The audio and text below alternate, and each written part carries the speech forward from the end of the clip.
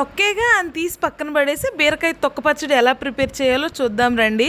నిజంగా ఇది ప్రిపేర్ చేయడం నేను ఫస్ట్ టైము. ఇంత టేస్టీగా ఉంటుందని అసలు ఎక్స్పెక్ట్ చేయలేదు.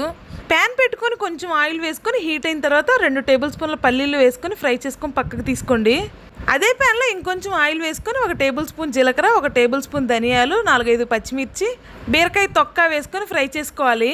నేనైతే కొన్ని బీరకాయ ముక్కలు కూడా యాడ్ చేశాను.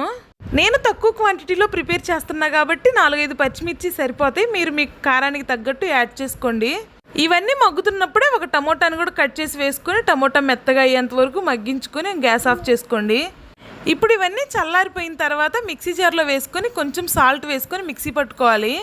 ఇప్పుడు ఈ బీరకాయ తొక్కు పచ్చళ్ళలోకి తాలింపు అయితే వేసుకోవాలి. తాలింపు వేసుకోకపోయినా బాగానే ఉంటుంది.